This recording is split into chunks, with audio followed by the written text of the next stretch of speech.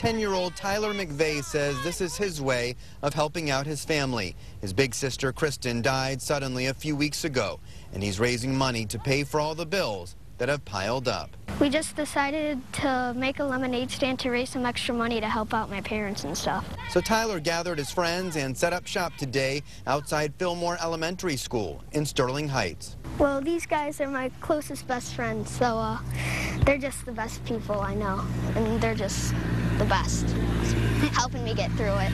While the boys sell lemonade for 50 cents and bottles of water for $1, Tyler keeps his sister at the center of his thoughts. She was just like a very nice person and the best sister you could ever have. She loved to play soccer and everything. It was like her favorite sport. I always helped her practice with everything.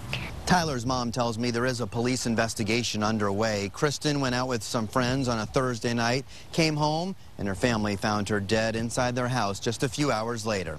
In the meantime, if you'd like to help out Tyler, raise some money, he and his friends will be out here on Irving Street pretty much between the hours of 9 and 5. In Sterling Heights, Michael Rosenfield, Channel 7 Action News.